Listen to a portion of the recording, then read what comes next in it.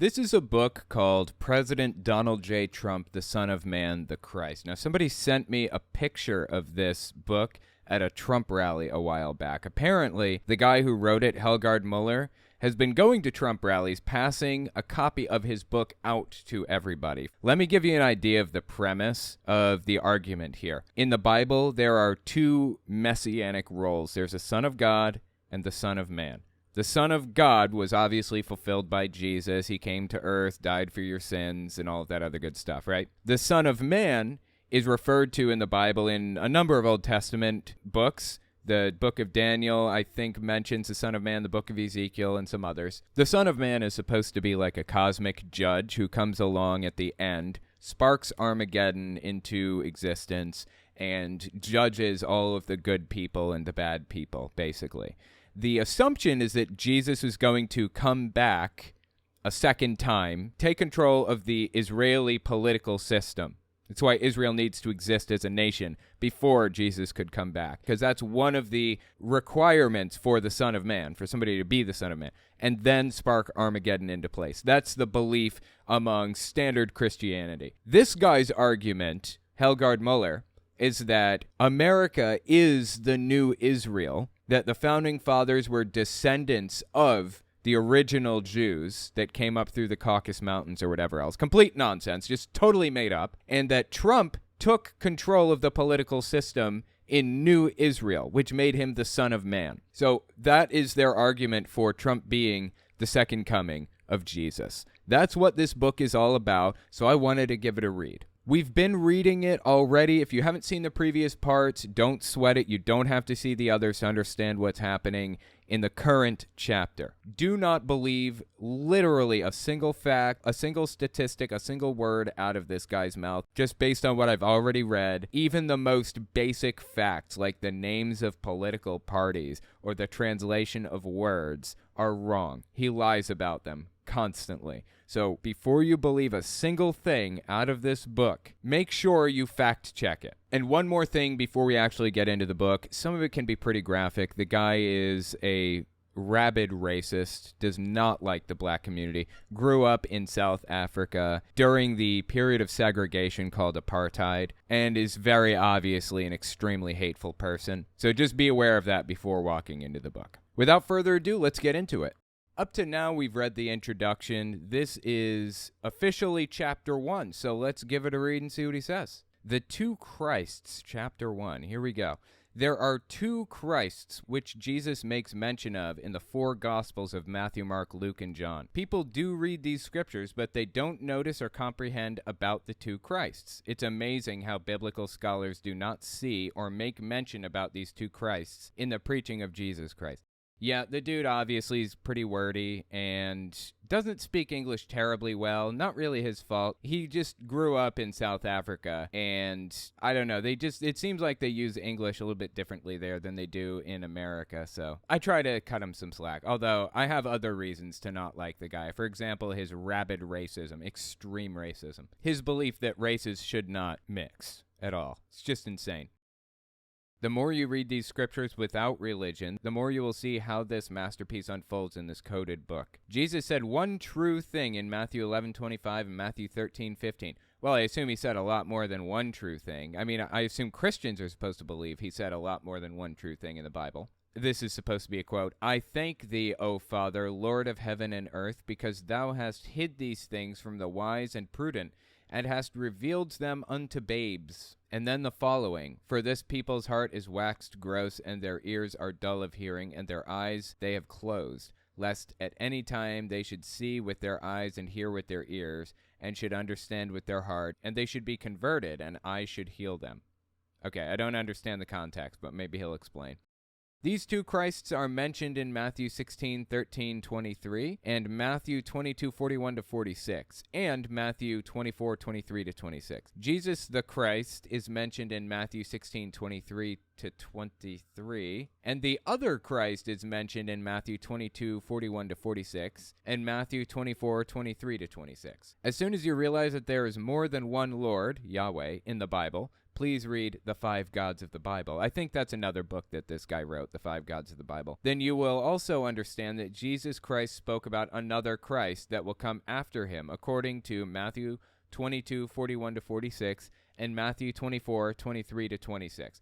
All right, you know what? Let's look. I think I know what he's talking about. Let me just look this verse up to be sure that we're talking about what I think we are. Matthew 24:23-26. Okay. It says, this is an NIV translation. I really prefer this translation personally. Matthew 24:23-26. At that time, if anyone says to you, look, here is the Messiah, or there he is, do not believe it. For false messiahs and false prophets will appear and perform great signs and wonders to deceive, if possible, even the elect.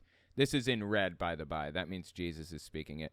See, I have told you ahead of time. So if anyone tells you, there he is, out of the wilderness, do not go out, or here he is, in the inner rooms, do not believe it. Okay, that verse is just saying, be skeptical of false prophets. I'm not sure what he's talking about.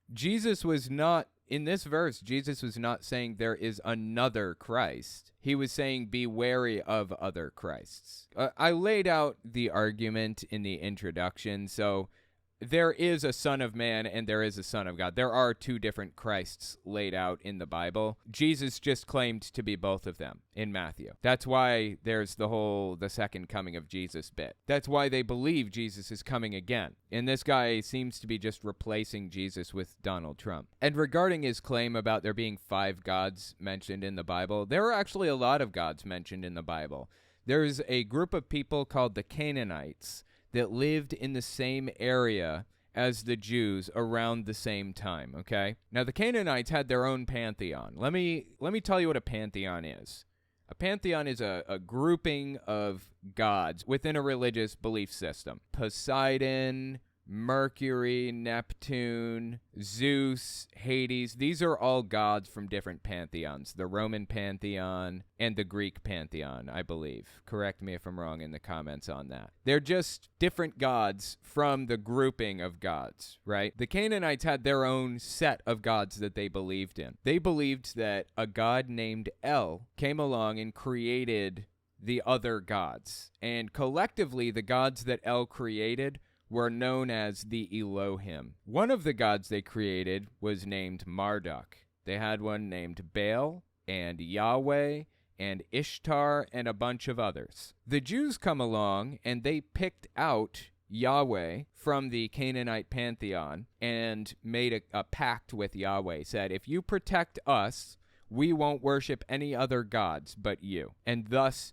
the covenant was formed between the Canaanite god of metallurgy, Yahweh, and the Jewish nation. From Judaism, obviously, everything else sprang. Every other major world religion, Islam and Christianity primarily, sprung from Judaism, which sprung from the Canaanite belief system ultimately.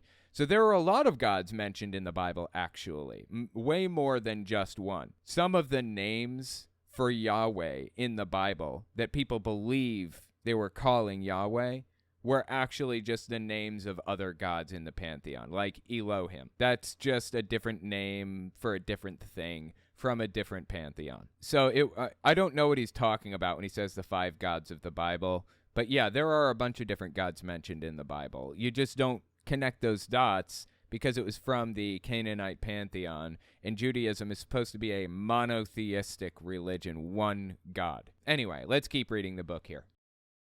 You cannot read the Bible without the first and third person. I don't know what he means by that. You must read it correctly to understand the tense in which the writer wrote these scriptures so that the reader comprehends and perceives the secrets contained in it. Okay. To say that there is only one Christ in the Bible will be an utter lie and a deception to many. Like I said, there are 2 Christs listed in the Bible. They're just, the roles are fulfilled by the same person according to Jesus. Jesus claimed to be the Son of Man and the Son of God. So if you disagree with that, you're simply contradicting Jesus. Christ comes from the Greek word Christos, meaning anointed one. The word is derived from the Greek verb kreo, meaning to anoint. I'm not super sure if I'm pronouncing this correctly. In the Greek Septuagint, Christos was used to translate the Hebrew Messiah, meaning one who is anointed. The word Christ and similar spellings appears in English and in most European languages. English speakers now often use Christ as if it were a name, one part of the name Jesus Christ. Yeah, that's true. That's actually correct.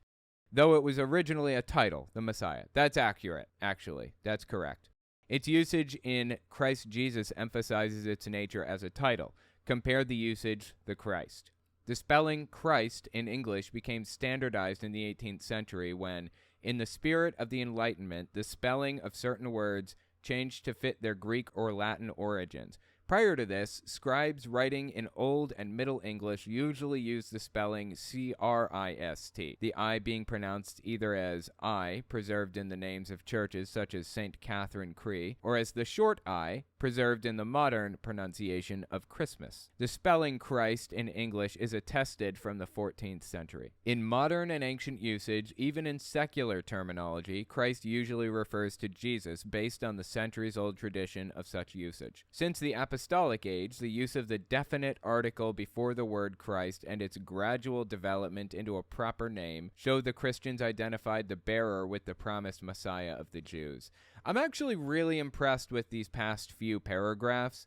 The grammar and spelling and everything, the sentence structure is all a lot better in these past 3 paragraphs. I feel like he should have split the paragraphs up a little bit more than he did, but that's a small complaint. It's like he hired an editor for this section, but the introduction didn't have an editor at all, and it was full of nonsense and deeply disturbing garbage about not liking black people, basically. This is very, very different, the way it's set up, the way that he's speaking, and everything else. And he does seem to understand the origins of the word Christ. That a lot of this is correct, so. According to Matthew 16:15-23, Jesus, the Son of God, is the one Christ. Reading Matthew 16:15-23, you will see that this passage is the first person that Jesus clearly acknowledges that he is the one Christ and that he is the Son of the living God, according to this passage, and not the Son of Man. Okay, let's look at that, because Matthew is the book in which Jesus claims to be the Son of Man. Let's see what Matthew 16:15-23 says specifically. Again, NIV version of the Bible I'm reading from here. All right, 16:15-23. It says, "But what about you?" Jesus asked. "Who do you say I am?" Simon Peter answered, "You are the Messiah, the Son of the living God." Jesus replied, "Blessed are you, Simon, son of Jonah, for this was not revealed to you by flesh and blood, but by my Father in heaven. And I tell you that you are Peter, and on this rock I will build my church, and the gates of Hades will not overcome it. I will give you the keys of the kingdom of heaven. Whatever you bind on earth will be bound in heaven, and whatever you loose on earth will be loosed in heaven." Then he ordered his disciples not to tell anyone that he was the Messiah. Okay, so what I'm picking up from this is that Jesus was affirming that he is, in fact, the Son of God. The Messiah, the Son of God. That's one messianic role. It doesn't say anything about whether or not he's the Son of Man, which is mentioned later. So we can see here Helgard Muller is trying to build his premise that Trump is the Son of Man, and instead of building that premise that Trump is the Son of Man, he has to start by tearing down the idea that Jesus is the Son of Man. He's claiming that Matthew 16:15-23 makes the claim that he is not the Son of Man, when in fact it does not make that claim. It just says that Jesus is the Son of God. 2 different things. But all right, let's keep reading. You will see that this passage is in the first person, and that Jesus clearly acknowledges that he is the one Christ and that he is the Son of the living God, according to this passage. That's correct. That is what the passage identifies. And not the Son of Man. The passage doesn't say that. Doesn't mention the Son of Man. That's later. And not the Son of Man, Yahweh, the Lord, King David. Wait, there's a slash between Son of Man, Yahweh, and King David. Does Helgard Muller believe that the Son of Man is Yahweh and that Yahweh is King David? Oh my God. I think this guy believes that Trump is Yahweh on earth. Holy shit, dude. That is insane. Okay, let's keep reading. This book is only getting crazier line by line. Jesus even goes so far as to order his disciples that they should tell no man that he was Jesus the Christ, Son of God.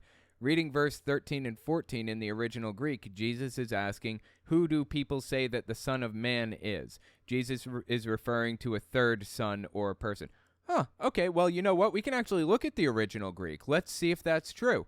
Matthew 16, verse 13 and 14. There's something called the interlinear version of the Bible. The interlinear version is a direct translation that does not, it's word for word translation. It tells us the tenses and the meanings of the words and everything. It's very detailed. So let's look. This is Matthew 16:13. This is completely unfiltered, direct translation. Having come then Jesus into the district of Caesarea Philippi, he was questioning the disciples of him, saying, whom do pronounce men to be the Son of Man? ?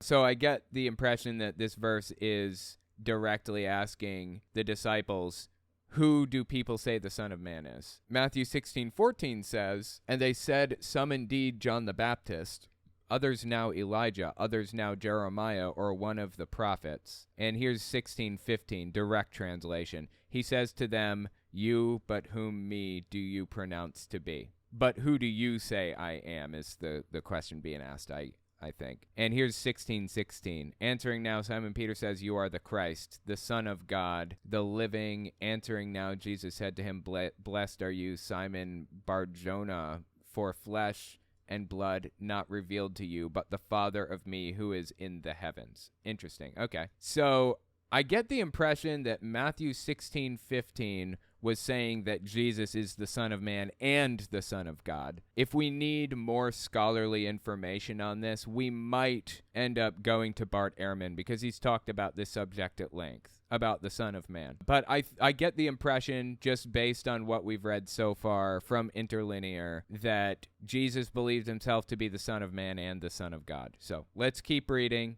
If we need more info, we'll look for it. Jesus even goes so far as to order his disciples that they should tell no man that he was Jesus Christ, the Son of God. Reading verse 13 and 14 in the original Greek, Jesus is asking, who do people say that the Son of Man is? That's true, actually. We did look, and that is in fact what it said. Jesus is referring to a third son or person. Then in verse 15, Jesus is asking again in the first person, but who do you say that I am? Simon Peter answered, you are the Christ, the Son of the living God. Jesus makes mention of two sons, the Son of Man and the Son of God, who is Jesus Christ, the Son of the living God. Jesus is not the Son of Man, and I am about to show you all of this in the next few chapters. There is the argument laid out for us. It's really interesting.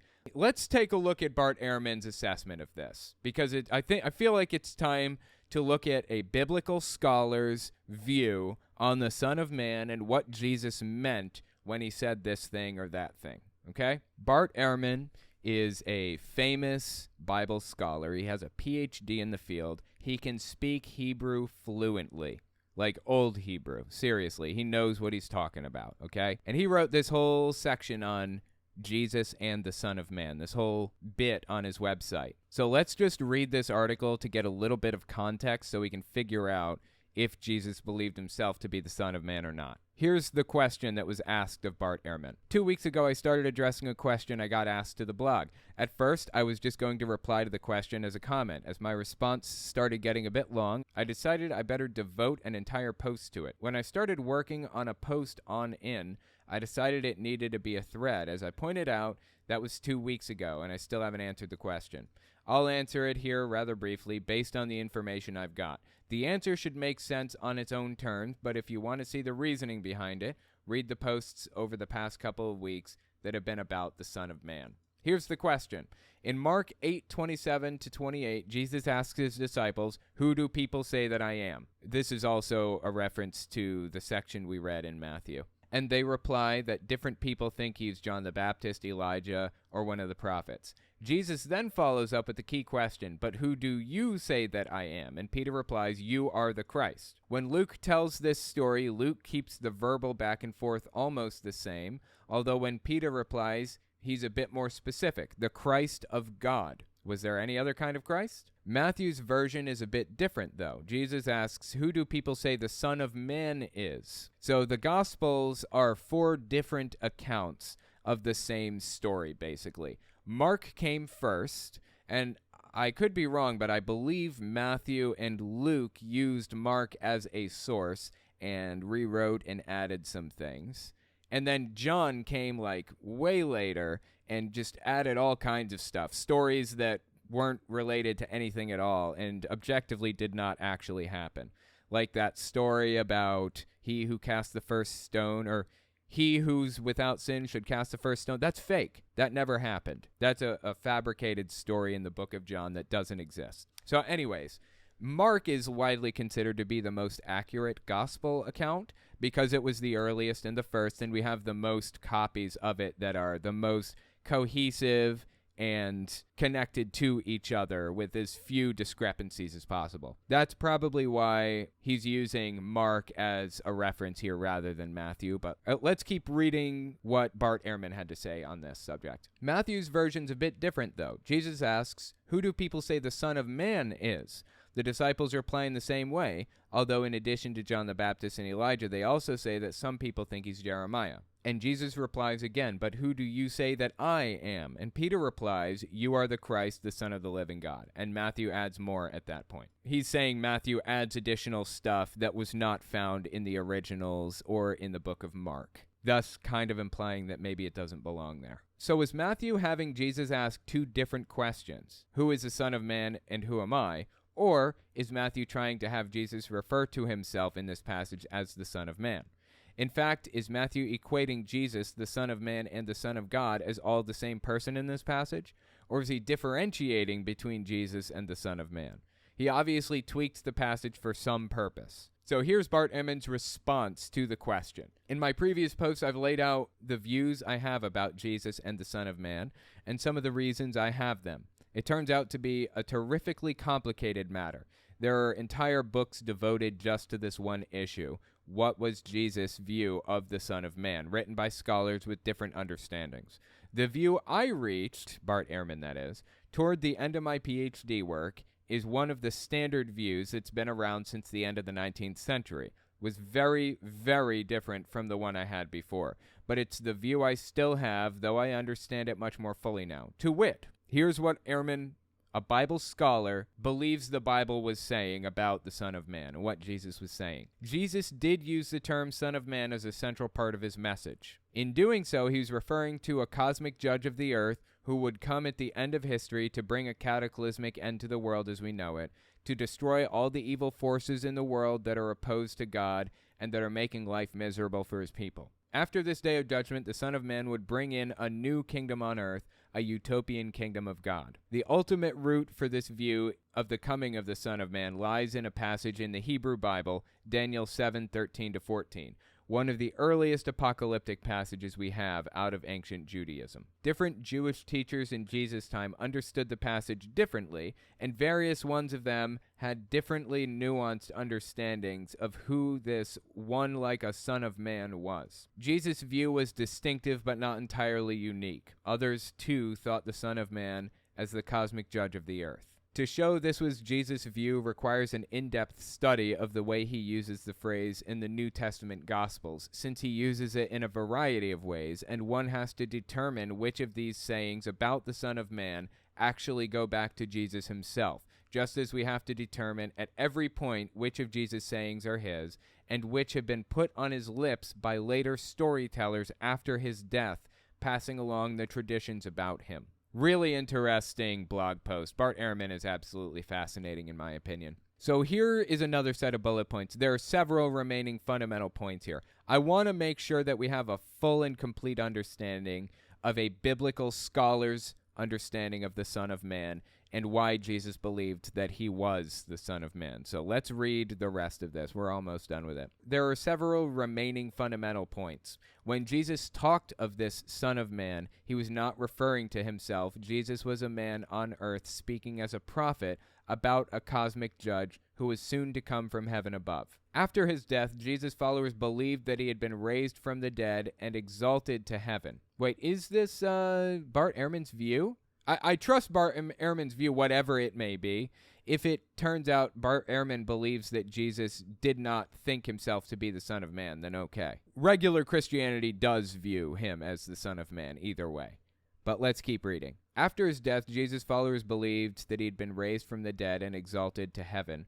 They also thought that Jesus was the Messiah who'd been sent from God in fulfillment of prophecy. But the prophecies about the Messiah in the Jewish tradition were entirely about his exerting the power of God to destroy his enemies and rule as king over the nation of Israel. That's a key component of the Son of Man, that he's going to take control of Israel as a political leader and then destroy his enemies and rule as king, basically. Jesus obviously never did that. On the contrary, he was a virtual unknown in his day, a rural preacher who offended the ruling authorities, was arrested, tried, condemned, publicly tortured and humiliated, and then executed for crimes against the state. His followers could plausibly maintain that he was the Messiah only by insisting that he was coming a second time in glory to fulfill the prophecies of the Messiah who would destroy his enemies. Jesus was coming again from heaven to judge the earth in power. Okay, so I'm picking up that the belief is that there was only one messianic role at the time when Jesus was on earth, the Messiah, and the Messiah included the Son of God and the Son of Man. It included both messianic roles.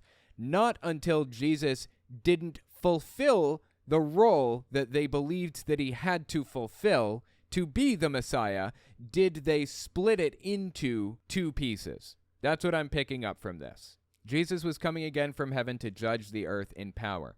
Jesus then, in the views of his followers after his death, was himself the coming Son of Man. And so they came to believe that when he had spoken of the Son of Man, he was speaking about himself. They adjusted his sayings about the Son of Man accordingly and put sayings on his lips in which he described himself as the Son of Man. That's the basic breakdown. I hope that makes sense. There's a little bit more to this blog post, so let's keep reading. We're almost done here. That is why you have the conversation recorded above in the passage of Matthew expressed the way it is. In the older version, Mark was the first gospel written, and Matthew based its writings off of Mark, or off of a similar writing. In the older version, Mark, Jesus asks his disciples, "Who do people say that I am?" And when he replies, he follows up with, "And who do you say that I am?" Matthew, who used Mark's version as his source, there you go, altered the conversation slightly so there can be no question about Jesus' identity. He first asks, "Who do people say the Son of Man is?" This is a clear self-reference here, i.e., in Matthew's version,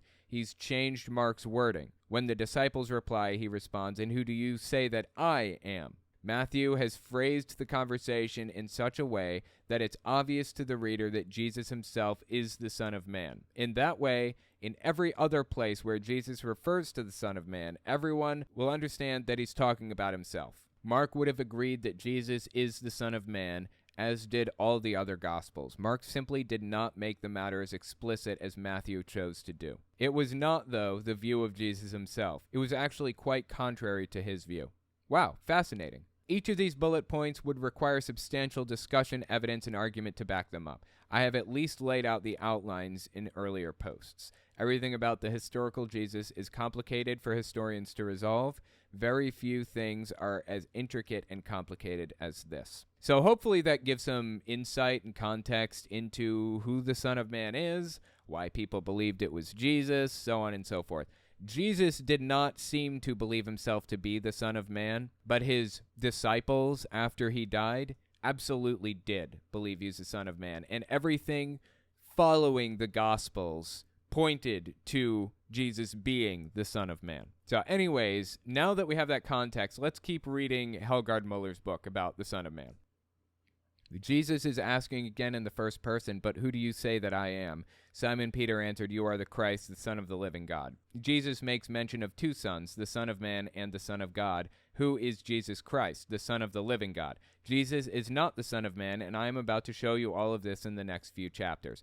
Again, I really think this is a flawed premise, a flawed set of beliefs, but okay. When Jesus came to the coasts of Caesarea Philippi, he asked his disciples, saying, "Who do people say that the Son of Man is?" And they said, this is just a quote from the book of Matthew, right? I already read this section a minute ago. So this is verse 21. I stopped reading at 21, so let's keep reading from here. Then charged he his disciples that they should tell no man that he was Jesus the Christ. From that time forth began Jesus to shew unto his disciples. Oh my God, I hate this version of the Bible. I'm just reading the NIV. Matthew. So we're reading from 21 to 23, I believe. From that time on, Jesus began to explain to his disciples that he must go to Jerusalem and suffer many things at the hands of the elders and the chief priests and the teachers of the law, and that he must be killed and on the third day be raised to life. Peter took him aside and began to rebuke him. Never, Lord, he said, this shall never happen to you. Jesus turned and said to Peter,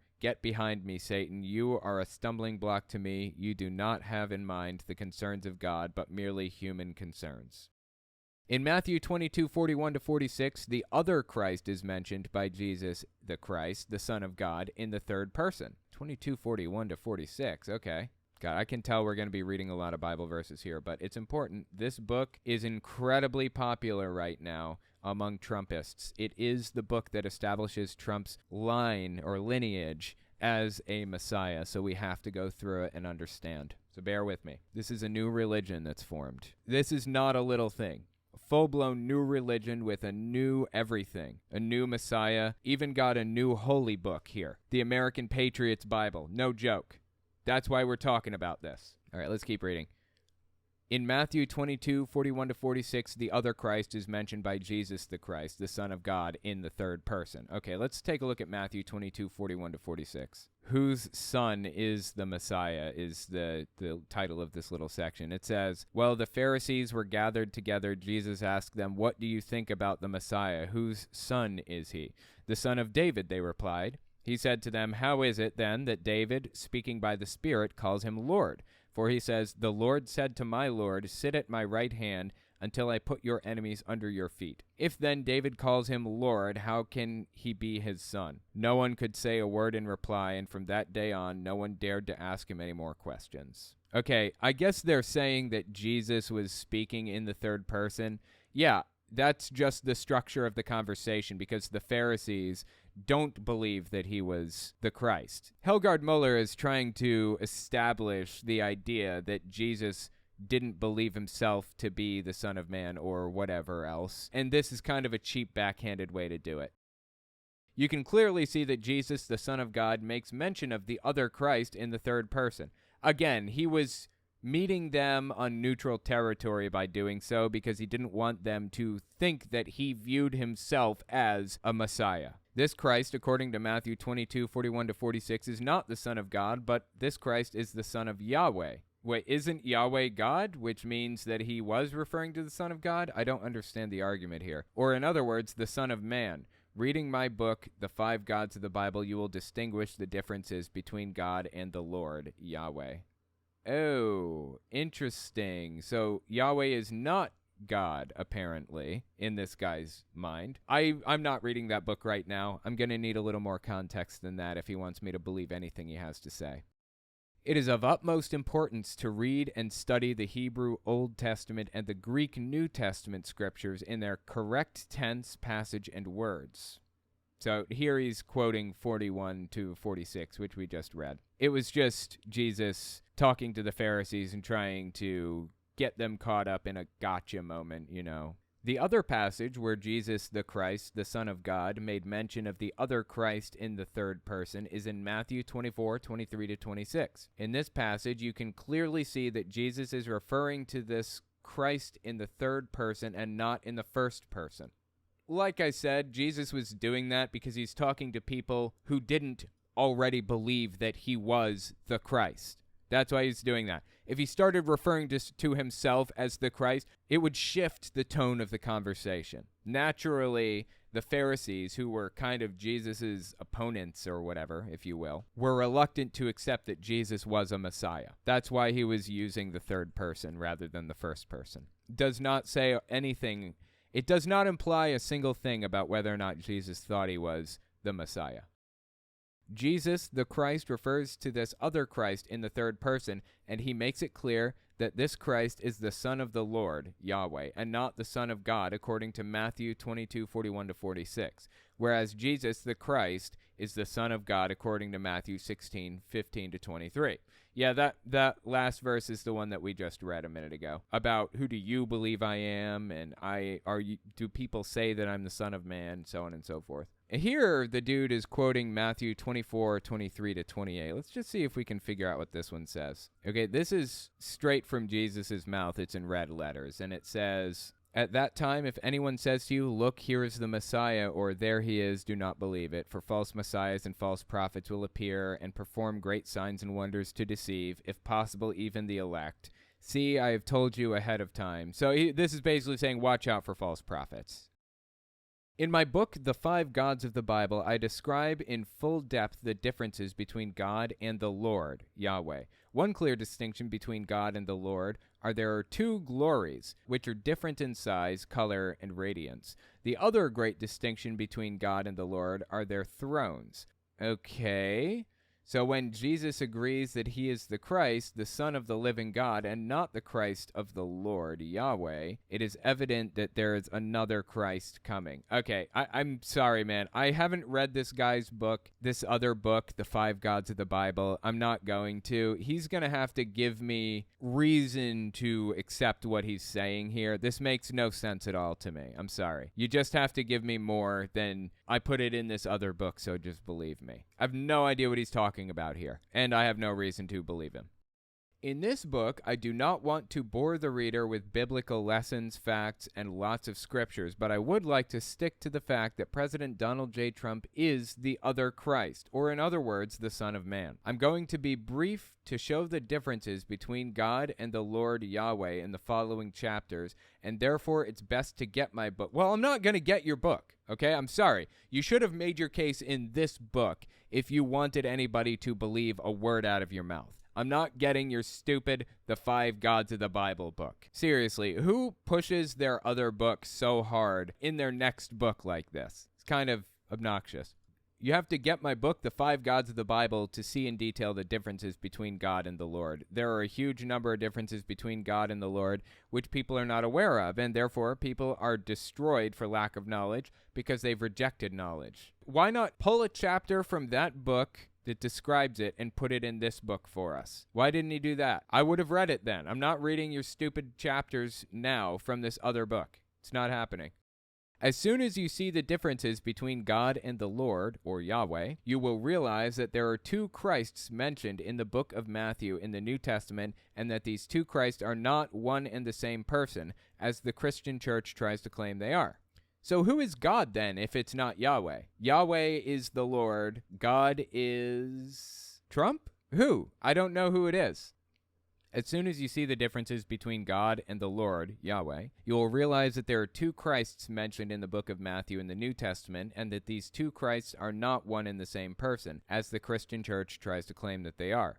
Okay, like I said, I feel pretty confident in the assessment that Bart Ehrman gave us earlier, so I think we pretty well understand why he's wrong in his whole breakdown here. Jesus Christ is the Son of God according to Matthew 16:15-23, whereas the other Christ is the Son of the Lord, Yahweh, or man, according to Matthew 16:13-14, Matthew 22:41-46, and Matthew 24:23-26. Charles S. Brown wrote a fascinating book, The 2 Sons of God, the Son of Man and the Son of God. It is a must-read. For 2,000 years, Christians, theologians, scholars, and historians have broadly accepted these 2 designations as describing one person, Jesus, the Son of God. However, a serious and brutally logical analysis of the actual scriptures which pertain to these 2 titles, along with connecting scriptures that add irrefutable and clarifying reinforcement to the primary axiom here, wow, a lot of words, clearly show that belief to not be the case at all. I completely disagree. The impression that I got from Bart Ehrman is that the Son of Man is a messianic role that's like referenced in the Old Testament, Jeremiah, Ezekiel, Daniel. The Son of God is not referenced in the Old Testament, as far as I can tell. I'm not a theologian, I'm not a Bible scholar, I'm only going off of what I've read so far from Bart Ehrman, and I hope I'm not making too many logical leaps. So when Jesus comes along, the question is he the being that's referred to in the Old Testament, the Messiah that they're talking about. And he claims that he is. He claims to be the Son of God. But they were referring to the Son of Man. That's what they called it in the Old Testament. And now Jesus is calling it the Son of God. Jesus implied heavily, or even outright said in some spots, that they're one and the same. That there is no fundamental difference between the two, the Son of Man and the Son of God. Helgard Muller latched onto the idea that they should be split apart into two separate roles, which is also an idea that Jesus' disciples latched onto after he died, because he didn't fulfill all of the roles that he was supposed to have fulfilled. That's the impression that I'm getting from all this. And again, let me know if you disagree in the comments. That's just my theological assessment of the argument that this guy is providing and why it's wrong. I can't wait to see this dude's evidence that the Son of Man is Trump specifically. The guy couldn't be further from the Son of Man in the Bible, says Defeater of Huns. Absolutely agree. Hard agree on that point. All right, let's keep reading. However, a serious and brutally logical analysis of the actual scriptures which pertain to these two titles, along with connecting scriptures that add irrefutable and clarifying reinforcement to the primary axiom here, clearly show that belief to not be the case at all. To that particular end, the clear statement, "No man hath seen God at any time," irrefutably destroys the singular, supposedly sacrosanct tenet we all allude to. Fascinating. No man has seen God at any time. Well, here's the thing. That is actually the source of a lot of contradiction in the Bible. The Bible explicitly gives examples of times that people have seen God. I mean, and it also says, no man shall see God and live. Like, it's just a famous contradiction, and it seems like this is an example of this guy picking out one side of the contradiction that he prefers to use and ignoring all the rest. If you, Christian reader, or you, Bible scholar, apply the above reality to certain passages in Revelation concerning he who is enthroned and Jesus, then you must surely see that the present general church interpretation or belief about who it is that occupies that throne cannot possibly be correct. I'm not sure why he believes that, but okay. In fact, of all distortions of biblical truth, and there are very, very many, this crucial error of the two sons of God stands as the most appalling and therefore the most destructive for all of global humanity to what Jesus described as the all-truth. The contentious nature of what we are unequivocally postulating will therefore place this immutable fact in direct opposition to the standard and long-held position of global Christendom. If you're unfamiliar with the term Christendom, Jehovah's Witnesses used it a lot. It was, when I was little, it was used to refer to the world. The Christian world outside of Jehovah's Witnesses who believed they had it right, but were so wrong that they were going to be doomed to die forever or whatever else. The dictionary defines it as dated, the worldwide body or society of Christians. So it was usually used derogatorily when I was little. Take that for what you will. That position states that it's Jesus who is to return, for according to Christian wisdom, he is the only Son of God. John 16 holds the warning from Jesus that upon the coming of the ordained one, that he himself, personal pronoun, will honor me. And from Jesus, I return to the Father, and you will see me no more. Are we just playing with words here, and or are we distorting Bible scripture? Well, there is, of course, one outcome that will prove our case, the event itself. An earth-changing event of which it is warned that only the few will recognize. No, not the roughly 2 billion of global Christendom. No, only the few. And of course, he includes himself as one of the few, right? This chapter was a lot more, it was written a lot better than the introduction. I got the impression that the introduction was written at a third grade level at best. This seemed more at an 8th to 10th grade level, so I get the impression he probably hired an editor to edit the rest of the book for him, but the introduction he wrote himself, and it was piss poor. Absolutely piss poor. He should have put it at the back of the book rather than the front. But anyways, wow, absolutely fascinating chapter. The next one is the Son of God and the Son of Man, and I'm not sure what is included in this one, but I'm guessing he's going to continue to try to establish the idea that Jesus is not the Son of Man even further. So we'll see. We'll see. Stick around for more. Bound to be interesting, in my opinion. Let me know what you think of this in the comments or on Twitter at Telltale Atheist.